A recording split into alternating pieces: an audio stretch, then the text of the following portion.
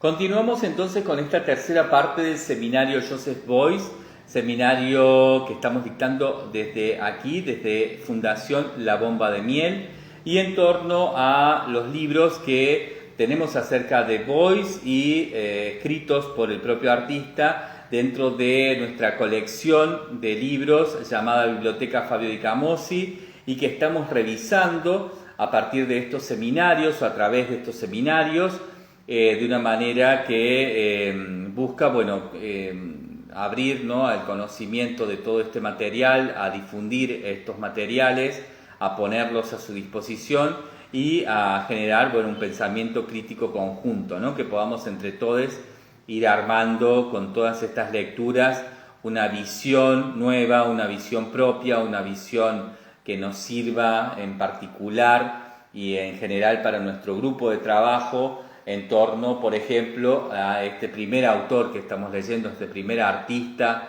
a este primer gran representante del arte de la modernidad, posmodernidad, arte contemporáneo y arte postcontemporáneo, ¿no? Si bien evidentemente es un artista netamente posmoderno, pero podemos llamar, ¿no?, así a Joseph Beuys, a este artista que, tal vez fue, como muchos dicen, si bien otros dicen que no, que todo lo contrario, tal vez fue el gran genio o el gran charlatán de los últimos tiempos, ¿no?, junto con su gran coequiper, con la gran dupla Andy Warhol. Bien, vamos a empezar entonces a leer este libro a partir del prólogo del editor y de otro texto que también es de Bernd Klusser, el editor de esta compilación de textos acerca de Beuys, entrevistas y ensayos, ¿no?, como lo dice el título del libro. Vamos a leer primero esto, vamos a leer estos dos textos ahora en este audio y no vamos a hacer muchos comentarios, voy a tratar de evitar ampliar mucho, vamos a dejar que Klusser introduzca y luego vamos a tratar de escuchar la voz de Beuys lo más limpia posible para poder hacer esto que les comentaba en el audio anterior, que es poder empezar a armar una propia idea acerca de Beuys en torno a lo que nos ha venido contando Stackelhaus y también la Marche Badel, y a lo que Beuys a través de Stackelhaus y la Marche Badel nos ha contado, y a lo que yo a partir de la Marche Badel, Stackelhaus y Beuys les estoy contando, ¿no? Entonces vamos a tratar de que ahora con la voz de Beuys, con Beuys que nos va a hablar muy profundamente, ¿no? Es realmente extenso este material que vamos a leer en la propia voz de Beuys, en todos estos textos, ¿no?, donde va a aparecer la voz de Beuys en primera persona. Vamos a ver vamos a encontrar una enorme posibilidad de justamente cotejar todo lo que hemos trabajado en la primera y segunda parte de este seminario. Pero para ello voy a tratar de no interrumpir, de no ampliar, de no expandir demasiado, sino de leer lo más de corrido posible. Aunque queden cosas sueltas, las trataremos seguramente en la próxima etapa, en la cuarta parte de este seminario, pero para que ustedes puedan tener la posibilidad de escuchar ahora a Beuys y cotejar, comparar, sacar sus propias conclusiones respecto a la primera y segunda parte del seminario, que han sido la primera y segunda parte anteriores a esta, ¿no? Esta es la tercera parte de este seminario Joseph Beuys. Bien, vamos entonces sin más a leer lo que lleva por título Prólogo del editor. Dice: la obra de arte, empieza con una cita esto que dice: la obra de arte es el más grande enigma posible, pero el hombre es su solución. A esto lo dice Joseph Beuys en 1985 y no hay ningún otro dato, ¿no? O sea, lo pone aquí como una cita de introducción a este prólogo, pero no nos da ninguna cita referente, por lo menos a pie de página. Comienza diciendo entonces Bernd Klusser: el texto original, y pone aquí texto original entre comillas y con mayúsculas, todo con mayúsculas, todas las letras en mayúsculas, Dice, el texto original de un artista plástico se encuentra en sus obras, en su apariencia real y en su coseidad áptica. Estas tienen que ser y quieren ser captadas sensualmente con su energía acumulada y su apelación inminente a la imaginación del observador. En un segundo nivel, el conocimiento de la supraestructura intelectual, en forma de escritos, diálogos y declaraciones, puede contribuir en muchos artistas a crear una base de auténticas opiniones para una recepción más profunda. Para la comprensión del concepto de arte de Joseph Beuys, es una condición indispensable la percepción de ambos aspectos, pues él no solo fue un artista plástico, sino también un artista escribiente y hablante. En su vida y en su obra, intentó conceptualizar lo esencial de la existencia humana y su conocimiento. Todo ello a través de un diálogo permanente que, per definitionem, rechazó toda estrechez apodíctica. Apodíctica, disculpe. El arte como liberador de procesos espirituales llevó a Beuys a la consecuente ampliación de los estrechos límites del concepto tradicional del arte y a la obtención de nuevas perspectivas para la consecución de una sociedad más humana. Casi 20 años después de su muerte, la temática principal de su obra no ha perdido actualidad. El editor confía en que la selección que se ofrece de textos y entrevistas del artista aquí en este libro puede ofrecernos una visión de su universal concepción. Los textos aquí en este libro abarcan en una serie cronológica el periodo comprendido entre 1969 y 1985.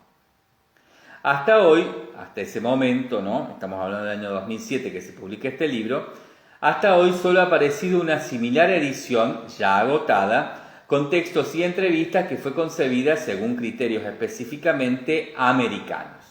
Y ahí hace una llamada al pie de página que es muy importante leer, donde aclara cuál es ese libro, ¿no? Ese libro se llamó Energy Plan for the Western World, Joseph Beuys in America. Esto dice writing by an interview with the artist, Four Walls, 8 Windows, Nueva York, 1990. Los textos fueron reunidos en este libro, nos cuenta, por Karin Kuoni, en colaboración con Eva Beuys y con el propio Bernd Klusser. Y estos textos fueron ordenados por criterios de contenido. A esta selección le corresponde el mérito de haber sido la primera en un libro de texto acerca de Beuys, como ocurre, dice, aquí en idioma español, ¿no? O sea, aquella, en este caso, ¿no? de Karin Kuoni, fue la primera selección de textos acerca de Beuys, entrevistas, ensayos y demás, que apareció en idioma inglés, y esta, ¿no? es la primera que aparece en idioma español, ¿no? A esto es lo que le corresponde el mérito, según dice aquí Bernd Klusser. Continúa entonces diciendo, volvemos al texto, volvemos a leer esto, así podemos continuar y que se entienda claramente. Dice entonces, hasta hoy solo ha aparecido una similar edición de este libro, ya agotada, con textos y entrevistas que fue concebida según criterios específicamente americanos, es decir, norteamericanos, ¿no? Para la edición española se ha buscado como base para la traducción la más auténtica versión de los diálogos y las entrevistas, es decir, han ido a las fuentes, no al libro específicamente de Karin Kuoni. Lo que en el texto y en la datación nos ha llevado en algunos casos a ciertos cambios de anteriores publicaciones sueltas, ¿no? Bueno, han hecho aquí un ordenamiento y este libro presenta, digamos, un rigor respecto a las fuentes. El criterio principal para la selección de los textos, continúa diciendo aquí el autor, fue cubrir el más vasto posible espectro de contenidos, 2 puntos. Desde la biografía de Beuys hasta los materiales de los objetos y las esculturas, desde los dibujos, acciones y exposiciones hasta el desarrollo de conceptos, principios e instituciones. El interés por la obra del artista tuvo un despertar tardío en España, nos cuenta Clusser, con lo cual no es extraño que pocos meses antes de su muerte se celebrara una gran exposición de Beuys en Madrid. Y aquí nos hace otro llamado al pie, que es importante también. Esta exposición se llamó Dibujos, fue comisariada o fue curada por Heiner Bastian, el gran colaborador de Beuys, y esto se realizó en la Caja de Pensiones en Madrid de octubre a diciembre del año 1985, es decir, apenas también meses antes, ¿no?, de la muerte de Beuys. Continúa diciendo, es también parte de los objetivos que se ha planteado esta publicación, este libro, paliar la falta de información acumulada durante décadas acerca de estas cosas y de otras cosas, ¿no? Este libro viene justamente a hacer esto, viene a traer algunas informaciones más profundas, ¿no?, que es lo que va a hacer a diferencia de lo que vimos en las entrevistas que publica Bernard Lamarche Badel o las citas que hace en el libro de Heiner Stackhouse, que son es como todo queda muy suelto, todo queda muy superficial de algún modo o muy poco profundo, para decirlo tal vez mejor, ¿no?, con mayor calidad en la opinión. Continúa diciendo, ya para terminar con este prólogo del editor, continúa diciendo, en este caso Bernd Clusser, dice: en primer lugar, mi agradecimiento al Instituto Joseph Beuys, a Eva Beuys, que ha llevado a cabo muchas gestiones durante meses para colaborar con este trabajo y lo ha facilitado con su muy ordenado y completo archivo acerca de Joseph Beuys. También quisiera agradecerle a los entrevistados su constructiva colaboración. Finalmente, en último lugar, pero no con menor fuerza, quisiera darle las gracias cordialmente a mi hija Julia por el intenso impulso que me da. A esto entonces lo firma Bernd Clusser y no hay ningún otro dato, digamos, ni de año ni de ninguna otra calidad, digamos, en torno a este texto. Bien, vamos entonces con el próximo texto, que también es de Bernd Clusser, que lleva por título Introducción, pensamientos acerca de la recepción de la obra de Joseph Beuys, arte igual ser humano. Este texto comienza también con una cita acerca de Joseph Beuys, ¿no?, o sea, una cita de Joseph Beuys que dice: donde puede darse concepto a lo percibido, hay realidad. Esta es una cita que dice, es de 1965, y aquí sí nos pone una referencia al pie que dice que a esto Joseph Beuys lo dijo en El secreto de los brotes de la vaina dulce, un texto 1941-1986, editado por Eva Beuys en Múnich en el año 2000, ¿no? Esto es lo que nos dice respecto a esto, nos da este dato, ¿no? Un texto en alemán, que bueno, aquí también aparece el título en alemán.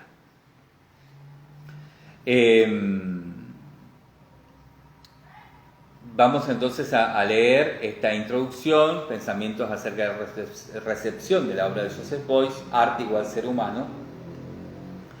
Comienza diciendo Bernd Clusser: contemplándolo retrospectivamente, es casi un milagro que un escultor, como él se consideraba, haya sido valorado como uno de los más destacados artistas del siglo XX, si se tiene en cuenta los materiales que principalmente ha utilizado. 2 puntos.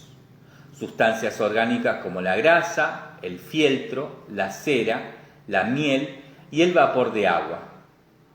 Objetos insignificantes sin valor estético propio, aparatos científicos, agregados y baterías, tinturas químicas y naturales, sangre, cobre, hierro, oro, pizarras de escuela, bañeras y féretros.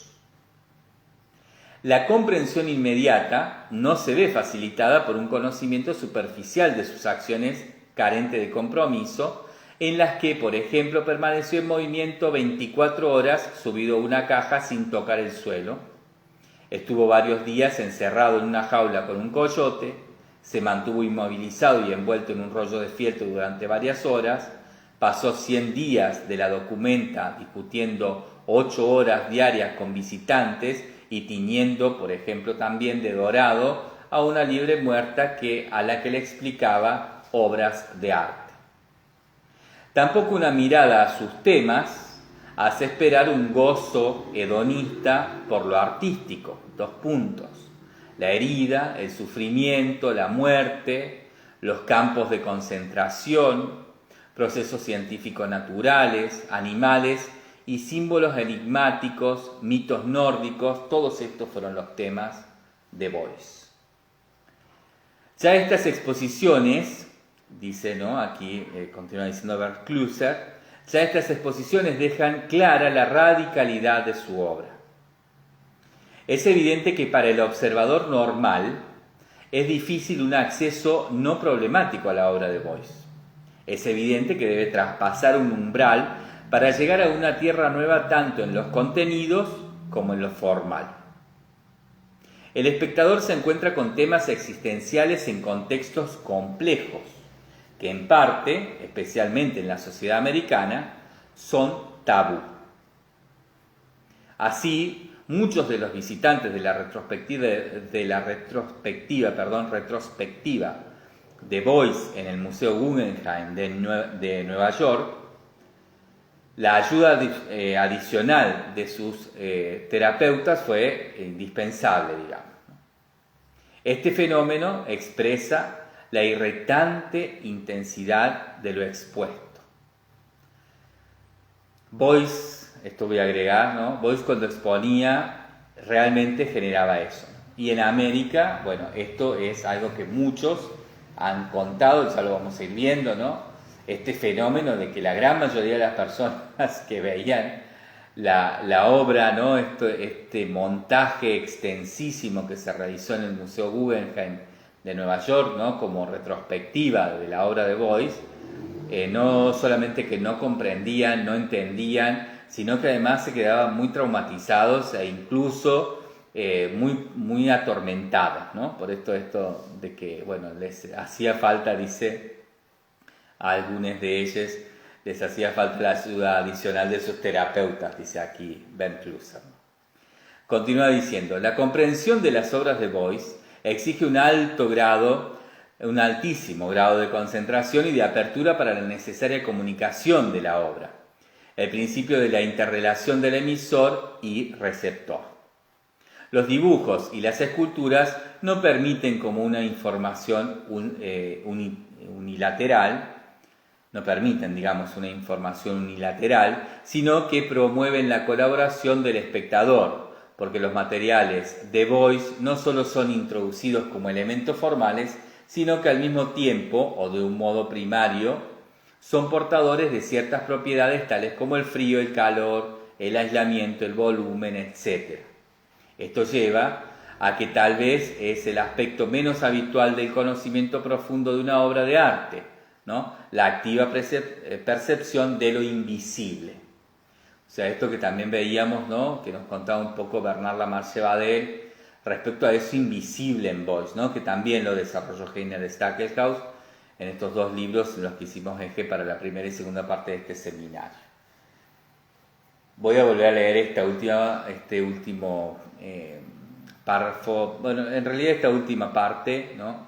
Para poder dejarlo claro y poder continuar con el texto. Entonces, ¿no? Dice, los dibujos y las esculturas de Beuys, por ejemplo, no permiten una información unilateral, como otros dibujos o esculturas sí, ¿no? En el caso de Beuys, promueven la colaboración del espectador, o sea, necesita que el espectador ponga de sí para poder existir, porque los materiales de Beuys no son solo introducidos o presentados o expuestos como elementos formales, sino que al mismo tiempo estos materiales son portadores de ciertas propiedades, ¿no? Fundamentales, tales como el frío, el calor, el aislamiento, el volumen, etc. fundamentales en el discurso, ¿no? Esto lleva a que tal vez es el aspecto menos habitual del conocimiento profundo de una obra de arte lo que se necesita para entrar sobre la obra de Beuys, que es tener una percepción no solamente de lo visible, sino además de lo invisible, ¿no? Poder entender la obra de Beuys, percibirla, recibirla, receptarla, etcétera, etcétera, implica no solamente estar presente sobre lo que hay, sino también sobre lo que no se ve, pero está ahí, ¿no? Lo invisible. Continúa diciendo aquí entonces Bernd Klüser, acerca de la cuestión de por qué en sus objetos Beuys utilizó principalmente materiales de desecho y de color gris, Beuys respondió en una entrevista que lo hacía para producir como imagen algo complementario a un mundo que está siempre en colores. Y dice Beuys, lo cita aquí, ¿no? Dice, y es que las imágenes reflejas y las complementarias solo pueden generarse en la medida en que no haga aquello si no sé que ya existe, sino nada más que esta, en cuanto anti-imagen, se trata de un proceso de anti-imágenes. Lo voy a volver a leer porque lo leí muy trabado. Es difícil, es complejo. Dice entonces Beuys, y es que las imágenes reflejas y las complementarias solo pueden generarse en la medida en que no haga aquello si no sé que ya existe, sino nada más que esta, en cuanto a anti-imagen, se trata de un proceso de anti-imágenes.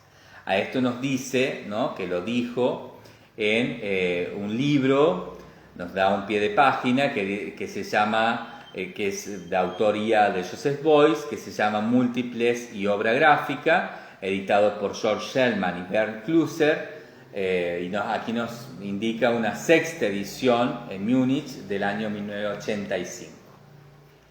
Continúa diciendo entonces Bernd Klüser, en otra entrevista posterior, en 1979, Beuys explicaba, y dice Beuys, he de decir que hay un mundo visible y otro invisible. Al mundo invisible pertenecen los campos de fuerza, las interrelaciones formales y los procesos energéticos imperceptibles. Y también pertenece a aquello que se llama habitualmente lo interior del ser humano. A esto, bueno, nos dice, ¿no?, que aparece esto en un material que se llama Si no se presenta nadie, no dibujo.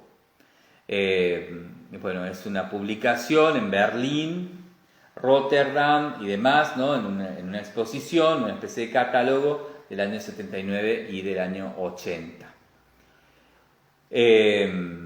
Continúa entonces diciendo Klüser, permítasenos poner un ejemplo visual para hacernos comprender todo esto. 2 puntos.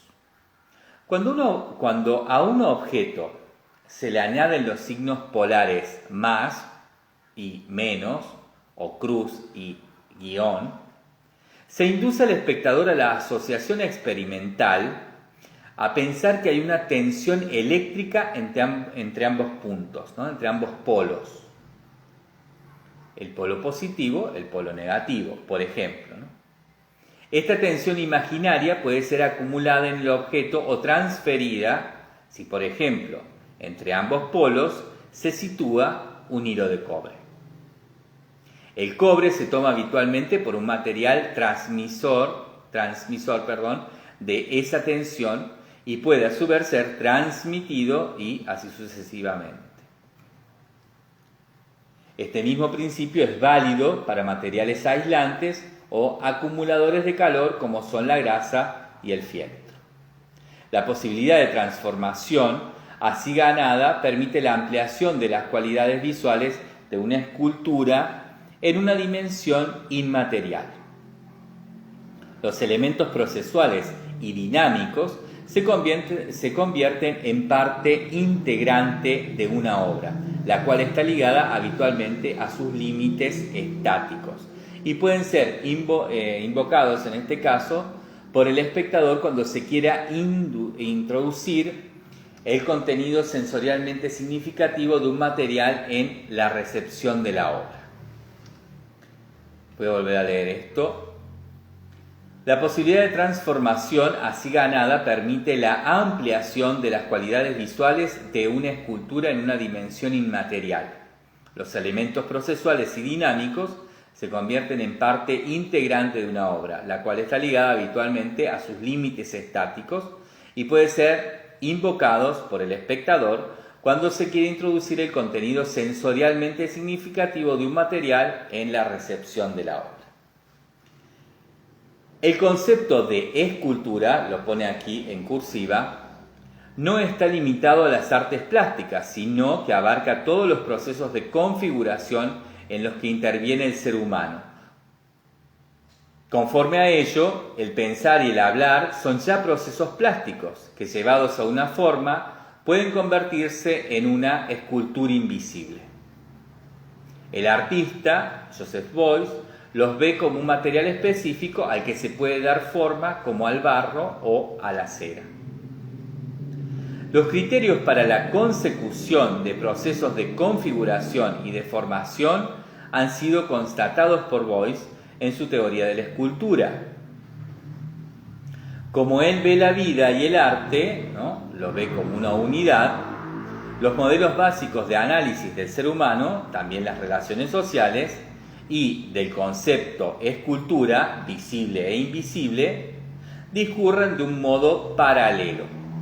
Su definición verbal y breve más conocida dice lo siguiente, y dice Beuys: hay una energía indeterminada que recae sobre el momento del cambio hacia la obtención de una forma diferente. Eso es un proceso. Se trata de una ley muy sencilla, 2 puntos. Tomo un material amorfo, como la grasa o el barro, y mediante un movimiento determinado doy lugar a una forma. Es también importante que esa forma, mediante un movimiento, pueda ser llevada a la indeterminación.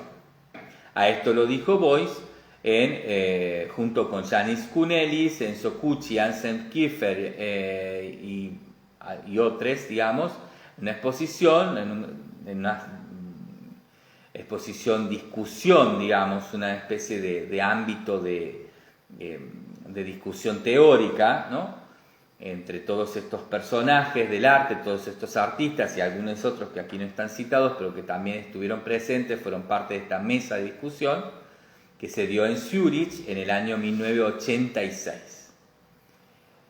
Bien, continúa entonces diciendo Bernd Klüser: para poder transmitir de un modo visual la definición abstracta, Beuys dibuja partituras y diagramas que, por un lenguaje de imágenes, aclaran sus concepciones. Y aquí nos dice que nos va a mostrar esto en la página 17. Dice, véase, página 17.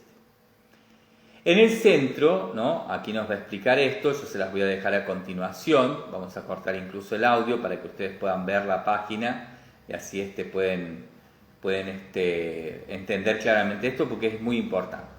Dice, al respecto a esta imagen, ¿no?, a la imagen que van a poder ver a continuación, dice: en el centro hay una figura humana cuya cabeza y cuyos pies se encuentran en los límites de un umbral, el umbral del nacimiento y de la muerte, de tal modo que se da lugar a 3 grandes campos en la pintura.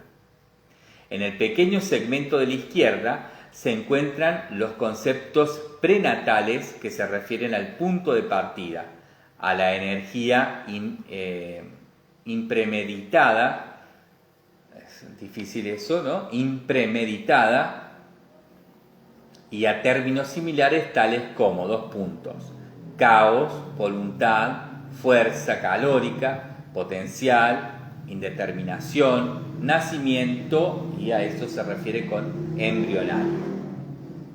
La parte central y principal representan los pensamientos principales de Beuys.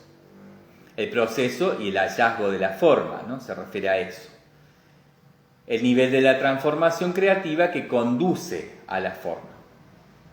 El sentimiento, el alma, las facultades sensibles, el movimiento, la creatividad, el proceso, están en el área del corazón de la figura y se traducen a imágenes por un símbolo solar, un corazón y un animal que se encuentran en conexión con el ser humano.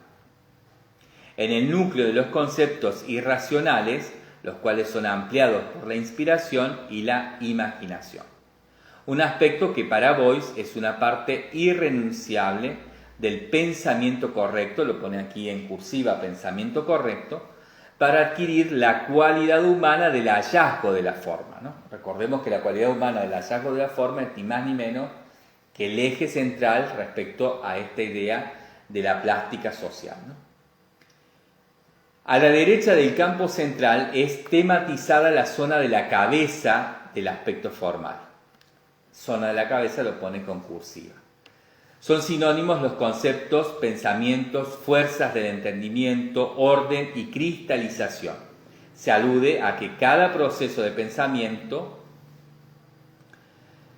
todo proceso de configuración, toda escultura, necesita como resultado una forma ordenada.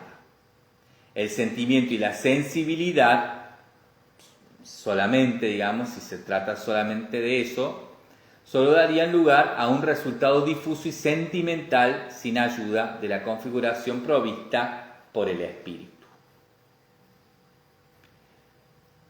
Bien, lo vamos a dejar hasta aquí y vamos a publicar la imagen para que puedan verla y entonces podamos seguir leyendo y podamos entender ya lo que sigue porque está muy ligado a poder comprender claramente esta imagen, ¿no? Una imagen difícil, como ven es un texto complejo, es un texto difícil porque además la traducción es una traducción bastante poco ayornada a lo que podríamos entender hoy, ¿no? Como una buena traducción, digamos, ¿no? Es una traducción que intenta ser bastante literal y en ello, bueno, peca de estar muy trabado el texto, ¿no? Es difícil de leer, es difícil de comprender y sobre todo es difícil de leer así en voz alta, digamos, para ustedes en torno a esta especie, en este seminario, estas especies también de audiolibros, ¿no? De seminario libros. Vamos entonces a ver la imagen para que nos quede un poco más claro esto, reescuchen nuevamente esto, miren la imagen y continuamos ya en el próximo audio con la última parte, ¿no? Que todavía nos quedan varias páginas de esta introducción de Bernd Klüser.